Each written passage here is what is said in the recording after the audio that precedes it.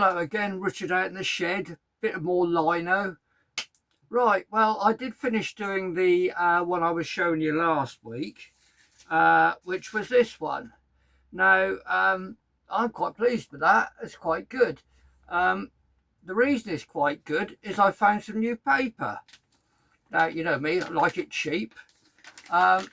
This is called Navigator, and I got it from Wilko, and it costs £2.75 for 250 sheets. It takes ink really well, and the thing is, in early stage of your printing, you're going to get a lot of failures and you're going to have to try a lot of different things. It is really cheap to experiment on, and I wouldn't waste really good quality paper just for trying things out. This is chuck away stuff, but it's really good. It's far better than photocopy paper. It says it's an office paper solution, and it says it's multifunctional. I found it really good. Anyway, I've enjoyed it. Now, if you remember last week, I said I was having trouble with my cutter because it's rather gigantic and really difficult to cut fine lines with. So I thought, I know, instead of getting a new cutter at the moment, I'd start on a bigger lino cut. So I thought, I know, I'll have a go. I'll draw out a picture of Dorset, where I used to live. And I thought, Durdle Door, that's quite nice. Corfe Castle in the background, Ammonite in the foreground. And I thought that'd be all right. So I drew it out in pencil. I looked at some reference pictures and then went away and drew it from memory, which stops me kind of copying photos, which it becomes more mine than the picture, if you see what I mean. So I drew it out in pencil. Then I had an idea, because pencil kind of looks like you want to do something more with it. So I drew it up and I used one of these felt tip brush tip pens. Now, if you buy a set of felt pens in a box, one of them or two of them is usually one of these brush finish things. I've never known what to do with them. But they're absolutely ideal for this. It gives you a much better impression of what a lino cut might look like. Anyway, I enjoyed doing that, and I got a bit over enthusiastic, to be honest, and got me transfer paper and my bit of lino, and off I trotted, and I started cutting it out, and I thought, blimey, that's looking pretty good. In fact, my wife said, do you know, that's about the best thing you've done. And I'll show you. I'm really chuffed with this. I'll try and get a bit of shadow on it so you can kind of see some of the detail. Anyway, I thought that's really good. And I was feeling quite smug about this. And then as I was watching the news on the television, it suddenly dawned on me, I haven't reversed it, have I?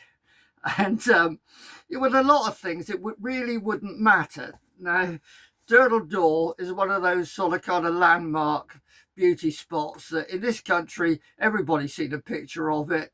And without reversing it, everybody'd know that it was the wrong way round. So I kind of couldn't get away with it.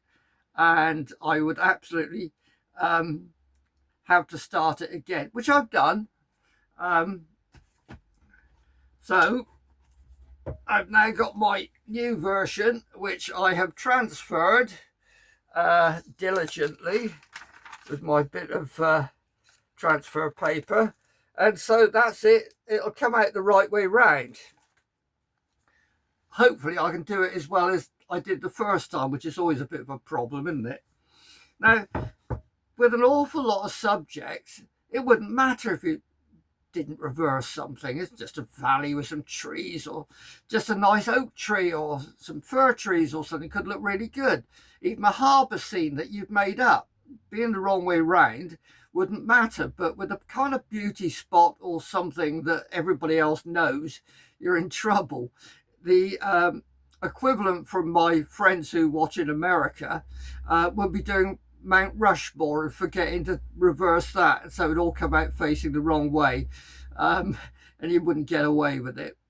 So that's what I've been doing. The only thing I can do with the one I messed up is I'm going to ink it up, trim it out, bung it in a frame, and hang it where I can look at it every time I come out here to do anything, just to remind me that, you know, we can all do it stupid, and enthusiasm can kind of send you off excitedly proceeding with something you didn't stop to think about. So that's what I'm up to at the moment. I'm cutting again, and having spent 2 evenings cutting the last wrong one, I've got quite sore fingers, but later tonight I'll be out there cutting some more. You will have noticed that I've not taken the slightest hint, tip, or anything else about how to improve my videos. I'm still doing it cheap and cheerful. I'm not trying to get more people sign up. I've got nothing to sell you. I don't run any courses. And the only tip I have for you this week, or not tip, more a plug, is that I have to plug my wiring to the house to get lights out here in the shed. And I would have done some video earlier in the week, but there was gallons of water outside, so I couldn't.